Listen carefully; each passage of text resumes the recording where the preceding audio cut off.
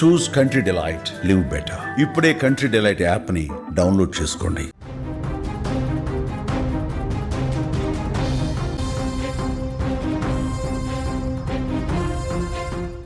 Chevella bus ప్రమాద బాధిత కుటుంబాలకు ఎమ్మెల్యే మనోహర్ రెడ్డి పరిహారం అందించారు.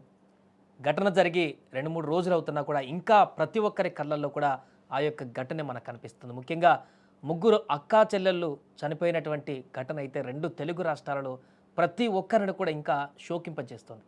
ఈ నేపథ్యంలో మృతి చెందినటువంటి ముగ్గురు కూతుళ్ళ కోల్పోయినటువంటి తండ్రి ఎల్లయ్య గౌడ్కు తాజాగా 21 లక్షల చెక్ను ఎమ్మెల్యే అందించారు. ప్రభుత్వం ప్రకటించిన మాదిరిగా ఇందులో ప్రాణాలు కోల్పోయినటువంటి వారందరూ కూడా 7 లక్షల ఎక్స్గ్రేషియా ప్రకటించారు. పోయిన ప్రాణాలను ఎలాగూ తిరిగి తీసుకురాలేం, కానీ వారికి ఎంతో కొంత ఆర్థిక భరోసానిచ్చి వారికి కొంత బలాన్ని చేకూర్చేటువంటి విధంగా ప్రభుత్వం ఇచ్చినటువంటి ఎక్స్గ్రేషియాని స్థానిక ఎమ్మెల్యే అక్కడ అందించారు. ఈ సందర్భంగా అక్కడ తండ్రి తన ముగ్గురు కూతులు పంపిన జీతమా ఇది అంటూ కన్నీరు పెట్టుకున్నటువంటి ఘటన మరొకసారి అందరినీ కలిచివేస్తుంది. కన్నీరు మున్నీరుగా విలపించాడు ఆ తండ్రి. తన కూతురు బతికుంటే బాగుండేదని, తన రెండవ కూతురు ఉద్యోగం చేస్తే నెలకు 60,000 కూడా సంపాదించేదంటూ కూడా తీవ్రంగా రోధించాడు. తన ముగ్గురు కూతురు బ్రతికి ఉంటే అసలు నెల నెల నాకు ఎంత జీతం వచ్చేదో కూడా అంటూ ఆవేదన వ్యక్తం చేశాడు. సో ప్రస్తుతం ఎక్స్గ్రేషియా ఇవ్వడానికి అక్కడికి వచ్చినటువంటి ఎమ్మెల్యే కళ్ళలో నుంచి కూడా నీళ్ళు వచ్చినటువంటి పరిస్థితి. ఒకే కుటుంబానికి చెందినటువంటి ముగ్గురు బిడ్డలని కోల్పోవడం అంటే ఆ బాధ ఏ రకంగా ఉంటుందో ప్రత్యేకంగా మనం చెప్పాల్సిన పని లేదు. ప్రతి ఇంట్లో పేరెంట్స్కి ఆ పెయిన్ తెలుస్తుంది ఖచ్చితంగా. అందుకే గత 2 రోజుల నుంచి కూడా ఈ యొక్క మిగతా 19 మంది మృతి చెందారు. మిగతా అన్ని కుటుంబాల కంటే కూడా ఈ యొక్క కుటుంబానికి సంబంధించిన వార్తనే ఎందుకు అంత గుండెను తొలిచివేస్తుందంటే, ముగ్గురు బిడ్డలని ఒకేసారి కన్నతల్లి కోల్పోవడం అంటే అది ఎవ్వరు ఏ గుండె కూడా తట్టుకోలేనటువంటి పరిస్థితి ఉంటుంది. అంత బాధ, ఆవేదన, ఆ యొక్క ఉపద్రవం, ఎంత రోదనలు ఉంటే కూడా లోపడినటువంటి గుండె ముక్కలయ్యేటువంటి పరిస్థితి ఉంటుంది. కాబట్టి ఈ యొక్క బాధ ప్రతి కుటుంబంలో ఉన్నటువంటి పేరెంట్స్ కూడా టచ్ అవుతుంది. వారికి కూడా తెలుస్తుంది ఆ పెయిన్ ఎంత తీవ్రంగా ఉంటుందో తెలుస్తుంది. అందుకనే ఈ యొక్క వార్త ఈ కుటుంబానికి సంబంధించి వారికి ధైర్యాన్ని అందించాలి. కొంతమేరకు ఈ యొక్క ఘటన తర్వాత కొంత ధైర్యంగా ఉండేందుకు దేవుడు కొంత ప్రసాదించాలి, దీవెనలు ప్రసాదించాలంటూ కూడా చాలామంది కోరుకుంటున్నారు. ఈ నేపథ్యంలో తాజాగా మరొకసారి ఈ ఎక్స్గ్రేషియాను అందించడానికి వెంటనే ప్రభుత్వం కూడా అప్రమత్తమైంది. కాబట్టి ఘటన జరిగిన తర్వాత మరలా ఇలాంటి ఘటనలు జరగకుండా చర్యలు తీసుకునేందుకు సమాయత్తమైంది. పూర్తి స్థాయిలో ప్రభుత్వం కూడా దీనికి ఏం చేయాలో అవన్నీ చేసేస్తుంది. ఘటనకు సంబంధించి ఇంకా యాక్సిడెంట్లు కాకుండా రకరకాల ప్రయత్నాలు చేస్తున్నప్పటికీ దాంతోపాటుగా ప్రభుత్వం చేయాల్సినటువంటి బాధ్యతగా ఎక్స్గ్రేషియా ప్రకటించింది. ఆ కుటుంబంలో మిగతా పిల్లలు ఉన్నారు, ఇంకిద్దరు పిల్లలు ఉన్నారు. వారి బాగోగుల కోసమో లేకుంటే ఆ కుటుంబ ఆర్థిక అవసరాల కోసమో ఎంతో కొంత పోయిన ప్రాణాలైతే ఎట్టి పరిస్థితుల్లో ఎవరు తీసుకురాలేరు.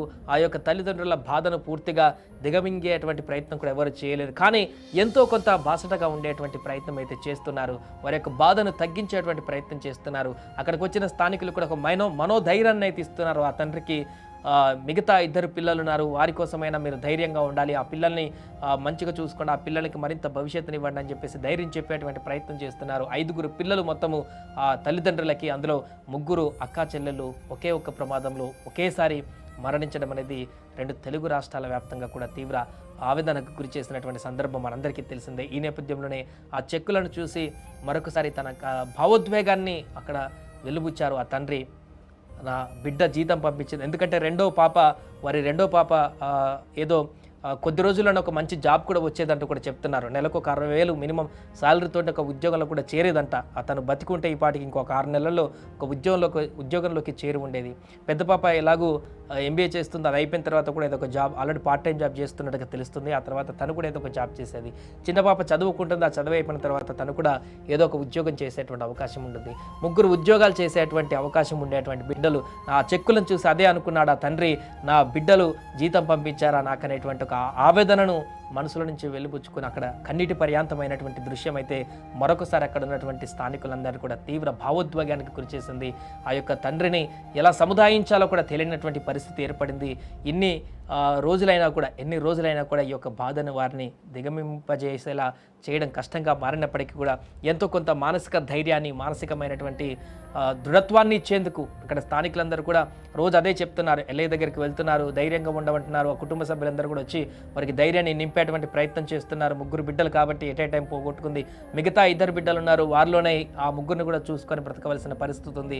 వారినే ఇక సర్వస్వమాని బ్రతకాల్సిన పరిస్థితి ఉంటుంది. కాబట్టి సో వారికి చాలా బాధ ఉంటుంది, అది వర్ణించలేనటువంటి విధంగా ఉంటుంది. బట్ వారికి మానసిక ధైర్యాన్ని, శక్తిని ప్రసాదించాలని కూడా దేవుణ్ణి కోరుకుంటున్నారు. తాజాగా ఎమ్మెల్యే చెక్కులు ఇవ్వడానికి వెళ్ళినటువంటి సందర్భంలో ఏర్పడినటువంటి దృశ్యాలు మరొకసారి కన్నీరు పెట్టిస్తున్నాయి.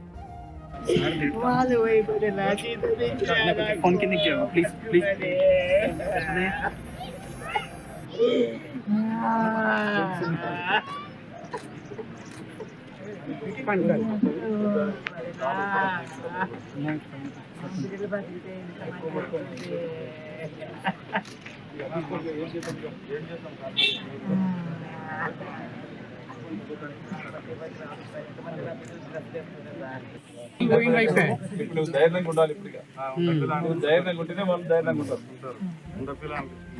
ఉన్నోళ్ళనే గట్టిగా ఉండాలి. మనం ఏం చేస్తే వాళ్ళని తీసుకురాలి. పోయిన